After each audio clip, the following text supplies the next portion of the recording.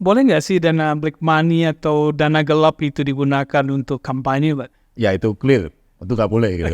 Di aturan di undang-undang jelas nggak boleh, dan itu kan pidana ya, pidana. Jadi kalau kita bicara mengenai domain PPATK mengenai pencucian uang, bahwa pencucian uang itu kan menyamarkan harta dari tindak pidana sehingga kelihatan sah.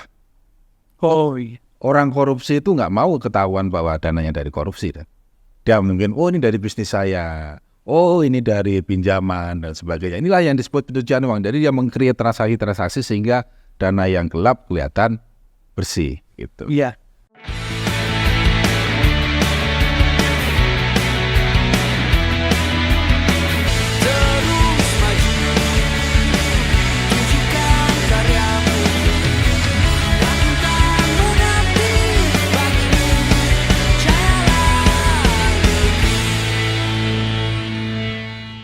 Podcast Ikatan Akuntan Indonesia hari ini akan membahas peranan akuntan di dalam mencegah tindakan pidana pencucian uang pada dana kampanye. Hadir pada podcast hari ini adalah Bapak Danang Trihartono.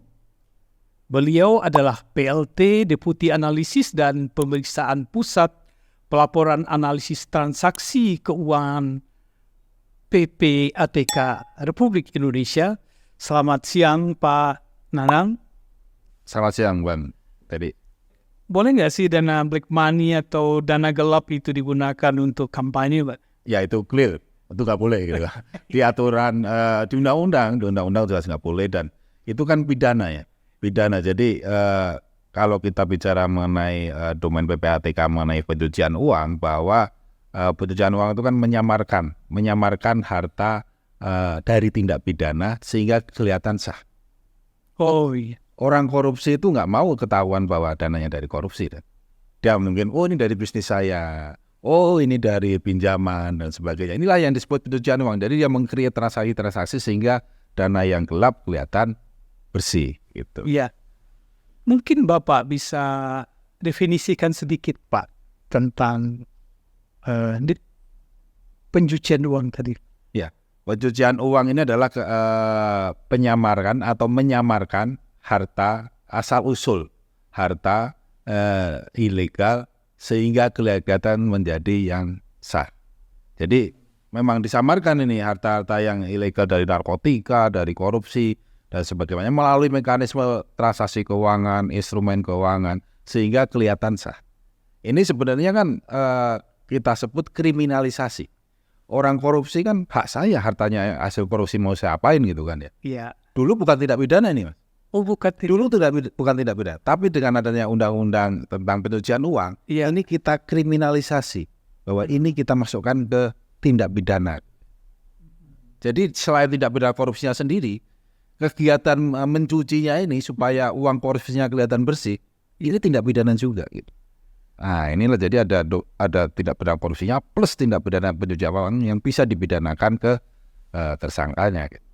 Kalau kita lihat selama ini dana yang berasal dari tindakan pencucian uang itu memang mengalir nggak untuk dana kampanye dan seperti apa menurut? Wah ini sensitif nih, sensitif dan ngeri-ngeri sedap gitu. Nah, jadi begini Mas, clear bahwa setiap konsentrasi politik memerlukan dana. Iya. Itu clear. Pemerintah ada dana, setiap partai politik kan ada juga dana dari pemerintah. Setiap suara sekian ribu rupiah dikalikan dengan perolehan suaranya. Yang itu adalah dari APBN ke masing-masing partai politik. Bantuan partai. Ya, bantuan. Nah pertanyaan apakah ini cukup? Apakah ini cukup membiayai operasional partai termasuk untuk konsentrasi politiknya, pemilunya gitu ya. Nah tentu saja ada memang orang-orang yang secara finansial dia mendapatkan dari yang ilegal. Iya. Dan di sisi lain dia butuh uang untuk proses pemilunya. Nah inilah bertemu antara kebutuhan dengan kesempatannya di sini gitu kan. Sehingga kemarin kasus di Surabaya, kasus DPRD dan sebagainya. Oh iya. Itu mau tidak mau kita sebut bahwa dia melakukan korupsi untuk persiapan. Karena memang waktunya mendekati gitu kan ya. Dan pasti ya adalah arah ke sana. Itu.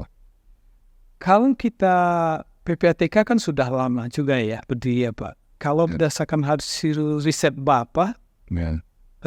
modus-modus yang digunakan oleh pelaku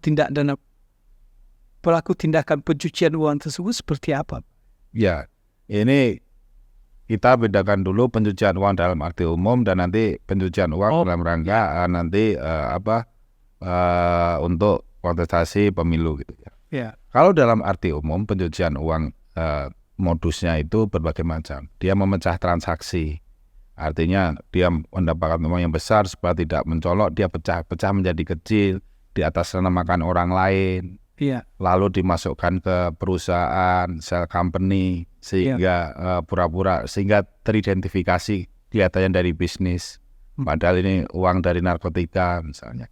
Ada juga misalnya dia tukarkan ke falas, lalu falasnya dipindahkan ke orang lain, habis itu dibalik lagi U-turn kembali ke yang pemiliknya. Ada juga melalui istilahnya perusahaan cangkang yang di luar negeri. Ini juga banyak yang terjadi di seperti itu dalam umum ya. Nah, terkait pemilu memang ini ada batasan-batasan koridor-koridor yang diatur oleh undang-undang, sehingga modusnya juga agak berbeda gitu kan. Misalnya batasan sumbangan untuk Pilpres, untuk DPR, DPRD itu kan per orang itu kan 2,5. Lalu perusahaan 25 dan tidak boleh jadi perusahaan asing. Nah, ini caranya bermacam-macam supaya ini bisa kelihatan sesuai dengan ketentuan. Misalnya saya ingin lebih, saya pecah ke orang lain. Kamu dong store pakai ID kamu store pakai ID kamu, padahal ini uangnya dari saya. Nah, ini kan nanti sesuai peraturan, padahal sebenarnya mengakali peraturan. Itu satu. Terus ada juga misalnya uang tindak pidananya ditempatkan di orang lain. Nah, orang lain yang membiayai kegiatan pemilunya, tidak melalui rekening dana kampanye pesertanya. Dan tidak dilaporkan. Otomatis tidak dilaporkan karena tidak masuk rekening dana kampanye. Nah, ini yang terjadi gitu kan. Nah, itu yang perlu diantisipasi oleh semuanya. Baik Pak, itu kan sebenarnya kalau kita lihat lah, kampanye itu kan ada tahapannya. Ada tahapannya. Jadi ada disinyalir juga dana kampanye itu digunakan itu sebelum tahapan tahapan kampanye itu. Gimana tuh? Sebenarnya memang gimana mengidentifikasinya itu sebagai dana kampanye? Ini nanti mungkin dari domainnya akuntan juga yang nanti akan mengaudit RKDK tersebut. Sebut aja rekening dana kampanye. Jadi semua aktivitas kampanye idealnya melalui rekening tersebut. Namun berdasarkan undang-undang memang dibuka sumbangan dalam bentuk barang atau natura. Nah, natura inilah yang tidak masuk dalam RKDK karena bentuknya kan barang, nggak mungkin masuk RKDK gitu. Sehingga natura inilah yang nanti dicatat di dalam pembukuan oleh peserta pemilu. Nah, tugas akuntan lah untuk melihat apakah pertama natura pencatatannya sesuai dengan harga sewajarnya. Dan yang kedua, bagaimana akuntan mengetahui natura yang disampaikan di state di dalam laporan tersebut adalah sesuai dengan fakta yang di lapangan. Nah, inilah tantangannya sebenarnya di situ, tantangan akuntan tuh di situ. Dan idealnya sudah mulai sekarang sebenarnya, kalau di peraturan kan penunjukan akuntan itu nanti. Sehingga dia cuma melihat di atas buku. Padahal prosesnya kan udah dari sekarang. Bahkan sebelum kampanye pun sudah ada proses di sana. Nah, ini yang nggak terjangkau. Jadi kalau menurut ketentuan PKPU itu kan peran akuntan itu ada dalam 3 hal ya. Dalam membukukan dana kampanye, kemudian melaporkan dana kampanye, dan kemudian memeriksa dana kampanye. Nah, untuk ketiga hal ini, disitulah peran akuntan. Nah, maksud saya, kira-kira menurut Bapak dari PPATK ini, apa peran lebih dari 3 peran akuntan itu yang bisa mencegah tindakan pidana pencucian uang tadi, Pak? Sebenarnya RKDK itu relatif simpel dibandingkan kegiatan akuntan, misalnya mengaudit perusahaan multinasional atau perusahaan apa gitu. Karena RKDK ya memang pertama uang masuknya itu udah clear aturannya seperti apa, yang boleh seperti apa, yang tidak boleh seperti apa, itu udah clear di undang-undang gitu ya. Jadi memang tinggal ngelihat, oh iya uang masuknya sesuai dengan ketentuan atau tidak. Apakah penyumbangnya ID-nya lengkap semua? Apakah kira-kira ini ada dari penyumbang-penyumbang ini yang memang ada tindak pidananya, sehingga diduga uangnya yang masuk adalah uang tindak pidana dan sebagainya. Lalu uang keluarnya kan juga clear untuk kampanye. Jadi pada batas masa kampanye. Dan untuk apa itu kan sudah jelas gitu kan. Sehingga relatif simpel. Untuk audit ini audit ini menurut hemat saya sih relatif simpel. Nah, tantangannya adalah meyakini kebenarannya di sini. Kebenaran uang masuk dan penggunaannya gitu kan. Nah, meyakinilah kebenaran ini datanya kan dari, kalau di aturan itu penyetor itu harus menyampaikan ID secara lengkap. Nah, tinggal menelisik lebih lanjut. Kalau mau lebih, ini ID ini harus dilihat secara pasti, ini siapa, hubungannya ada enggak, dan sebagainya. Lalu apakah ID ada beneficial owner-nya, terhubung dengan siapa. Itu juga bisa dilihat lebih lanjut terkait dengan RKDK tersebut. Cuma memang ya kembali saya sampaikan, akuntan ini apakah berwenang juga terkait dengan sumbangan yang natura itu tadi. Baik Pak, sebelum kita ke natura, bagaimana dana kampanye yang tidak dilaporkan, yang di situ potensial juga terjadi tindakan pidana pencucian uang, Pak? Kembali memang namanya tidak dilaporkan berarti dia disimpan di tempat yang lain. Bersumber dari hal yang lain di luar RKDK yang resmi. Apakah itu ada? Ya kemungkinan ada. Cuma ini domain siapa? Nah, tentu saja kami di PPATK yang akan melihat ini gitu. Kami yang akan melihat rekening-rekening lain yang mungkin kami temukan yang digunakan untuk kampanye. Ternyata ini harusnya ini masukkan RKDK, kenapa rekening ini yang bergerak, RKDK yang tetap diam. Nah, itulah nanti domain PPATK tentu saja, karena yang bisa mengetahui dan menerobos kerahasiaan bank terkait dengan pergerakan rekening-rekening tersebut adalah PPATK, dan tentu kami sampaikan ke Bawaslu. Berarti domain PPATK hanya berkaitan dengan rekening khusus dana kampanye ya Pak? Enggak, RKDK dan rekening yang semuanya rekening. Semua rekening akan PPATK lihat gitu. Domain akuntan yang hanya RKDK gitu kan ya. Akuntan nggak bisa menjangkau rekening yang lain. Karena kan dana kampanye juga yang tidak dilaporkan tadi itu masuk kepada timses ya Pak ya? Itu. Tapi itu tidak masuk ke dalam rekening khusus dana. Itu domain PPATK, bukan domain akuntan nantinya.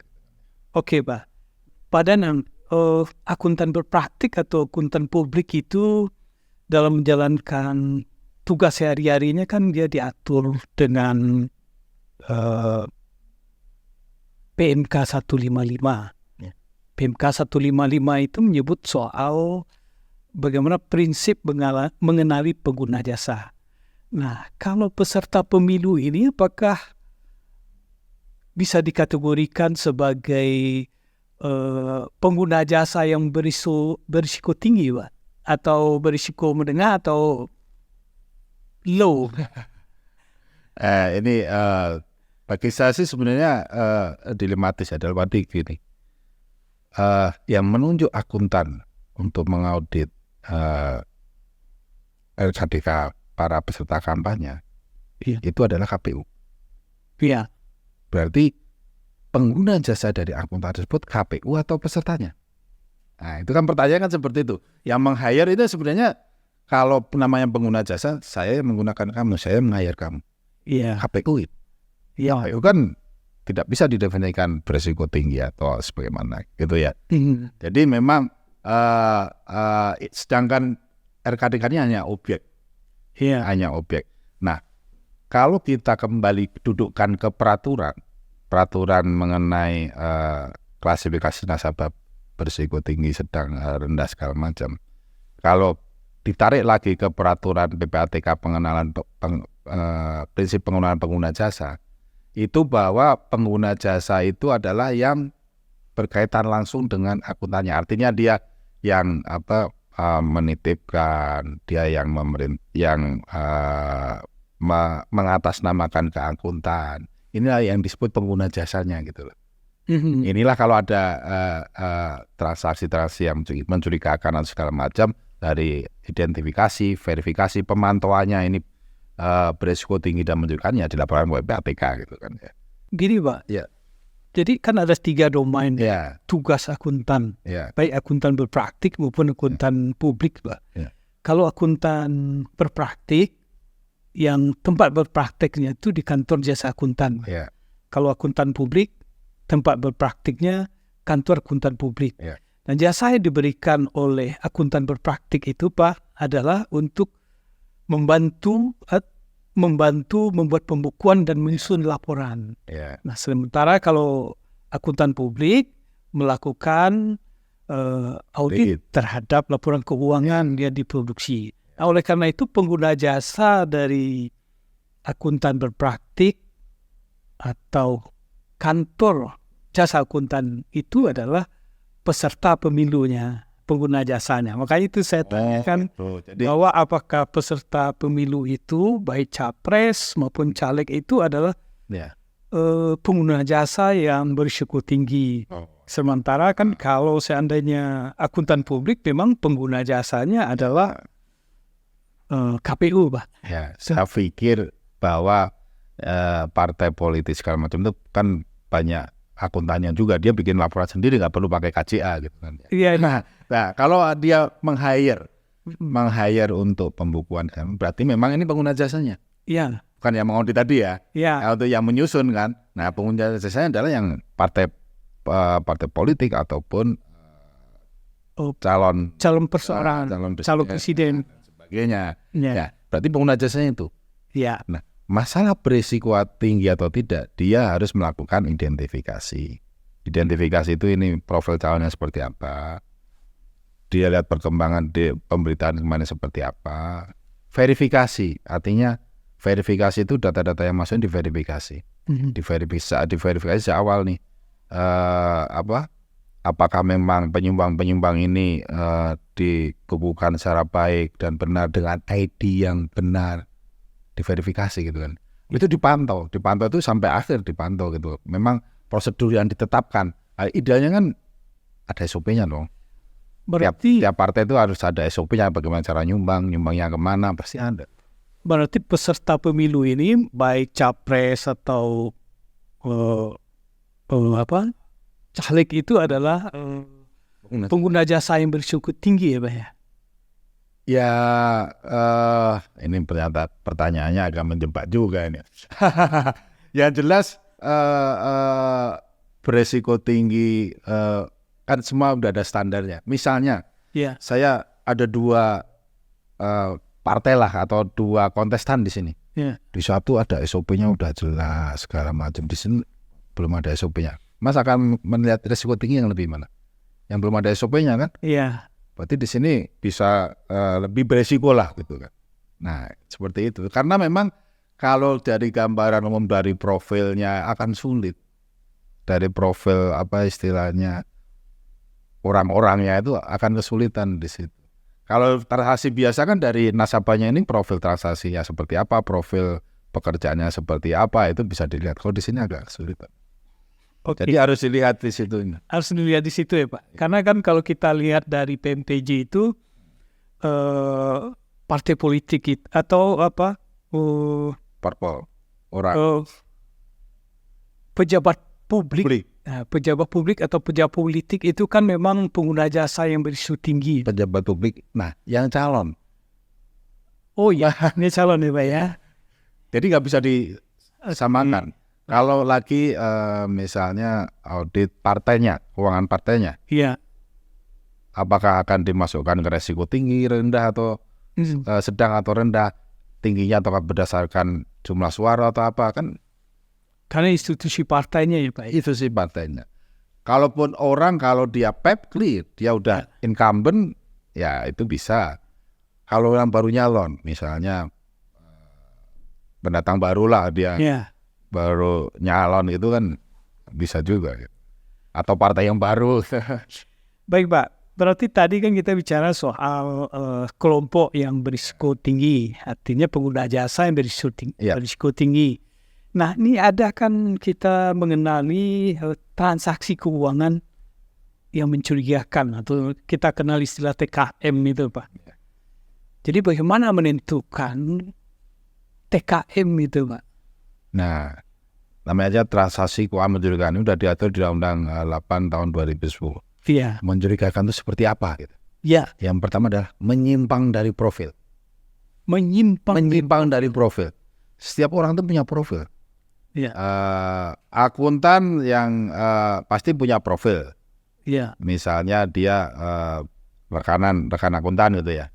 Pasti setelah ada kontrak dia menerima penerimaan, lalu inisial fee, lalu sukses fee dan sebagainya. Nah, itu akan terlihat. Pegawai juga terlihat. Pasti akhir bulan atau awal bulan dia kredit. Iya. Itu dapat. Ya. Nah, tiap orang profilnya beda. Yang satu punya usaha, yang satu tidak. Yang satu anak orang kaya, yang satu tidak. Itu profilnya akan berbeda. Jadi transaksi keuangan itu ibarat sidik jari. Begitu menyimpang dari itu, mencurigakan. Jadi kalau dalam konteks dana kampanyenya kita harus lihat profil calon peserta pemilunya ya Pak ya? Ya bisa. Idealnya seperti itu. Ya. Harus dilihat. Menyimpang dari profil. Lalu yang kedua adalah diduga dari tindak pidana. Transaksinya diduga dari tindak pidana.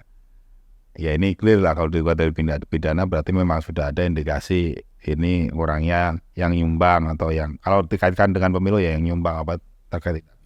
Jadi misalkan Pak, kalau kita sebagai akuntan berpraktik menyusun laporan dana kampanye atau melakukan pemeriksaan dana kampanye, kalau profilingnya orangnya tidak sesuai, katakanlah dia adalah calon anggota legislatif, dia biasa-biasa saja, tetapi aliran dana di rekeningnya sangat besar sekali, itu bisa kita kategorikan sebagai transaksi keuangan mencurigakan. Enggak juga ya? Enggak juga. Karena memang walaupun profilnya biasa tapi banyak yang nyumbang, boleh nggak? Akhirnya terkumpul besar, nggak masalah. Nggak masalah. Pasti balik yang kedua tadi. Uangnya dari tindak pidana atau enggak? Nah, yang ketiga diduga menghindari pelaporan. Pelaporan dalam ini pelaporan PPATK itu kan ada aturan kalau di atas 500 juta pasti ini dilaporkan sebagai transaksi tunai. Dan dia sengaja pecah-pecah structuring, smurfing. Nah ini harus dilaporkan sebagai transaksi keuangan mencurigakan karena tujuannya menghindari pelaporan gitu kan. Kalau dalam konteks pemilu aturannya sudah jelas maksimal sumbangan perusahaan berapa, 2 miliar. Batasan perorangan berapa udah jelas. Nah ada nggak indikasi memecah-mecah itu supaya tidak tertangkap threshold tersebut. Yang keempat adalah transaksi yang diminta PPATK itu sudah mencurigakan. Itu dari segi undang-undang Mas. Iya. Berarti ada 4 itu yang harus menjadi perhatian para akuntan ya Pak ya. Kalau transaksi itu dikatakan transaksi keuangan mencurigakan. Baik Pak Danang, kalau kita menemukan transaksi keuangan mencurigakan seperti 4 kategori yang Bapak sampaikan tadi, kira-kira apa yang bisa dilakukan oleh akuntan Pak? Nah, sebenarnya kalau definisi yang mencurigakan dan harus dilaporkan, untuk profesi itu berbeda. Sedikit berbeda dengan yang undang-undang itu ya. Yang profesi itu udah ada aturannya di dalam prinsip mengenali pengguna jasa bagi profesi gitu ya. Ya, PMPJ. Itu adalah transaksi yang apa istilahnya penitipan, pembelian yang mengatasnamakan yang melalui akuntan atau melalui profesi, tapi sebenarnya BO-nya tuh BO orang lain. Itulah transaksi yang harus dilaporkan, baik itu terkait pembelian properti, pembelian efek dan sebagainya. Nah, itulah yang harus dilaporkan. Ya. Kalau ini nanti domainnya adalah sebagai ada dua tadi ya, yang KCA sama yang KAP. Gitu. KAP, Pak. Nah, kalau KAP kan domainnya ke KPU, clear. Ya. Lalu KCA ini gini, nanti ini bisa disampaikan melalui pengaduan masyarakat. Channelnya itu pengaduan masyarakat ke PPATK bahwa selama, dan ini dijamin kerahasiaannya, selama menjadi menyusun laporan keuangan ini kami menemukan seperti ini, nah ini disampaikan. Atau sebenarnya juga bisa ke Bawaslu. Dan jadi banyak channel, karena memang ini bukan kewajiban pelaporan sebagaimana diatur di Undang-Undang 8 2010. Iya. Itu Bang. Ya, karena memang tidak ada transaksi yang melalui akuntan.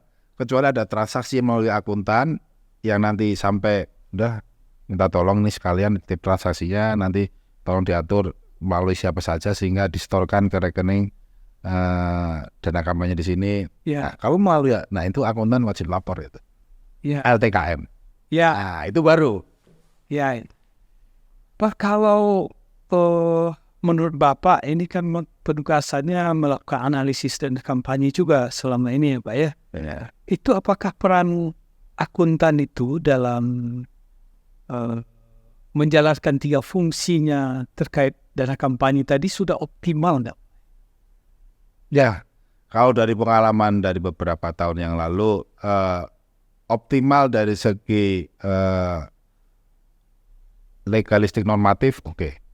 Yeah. Tapi dari segi yang bisa lebih dia lakukan itu bisa diekspor lebih lagi gitu ya. Yeah. Saya nggak tahu apa karena keterbatasan waktu dan sebagainya, sehingga sebenarnya kalau misalnya akuntan ini dilibatkan baik dari segi natura dan sebagainya, itu bisa menemukan banyak hal. Yang kesulitan di sini natura. Apakah mungkin jenis penugasannya itu yang menjadi peran akuntan menjadi terbatas? Karena memang yang kita susun itu adalah laporan yang dilaporkan pertama. Yang kedua adalah waktunya itu terbatas tadi, Pak. Ya, kalau sebatas rekening dana kampanye itu lebih simpel ya. Ya. Nah, pembukuan partai terkait dengan pemilu ini apakah KCA masuk ke situ? Kalau KCA masuk ke situ, perannya lebih besar di situ. Karena di situ banyak sekali misalnya yang tidak dibiayai dari RKDK. Entah sumbangan dari mana dalam bentuk barang dan jasa.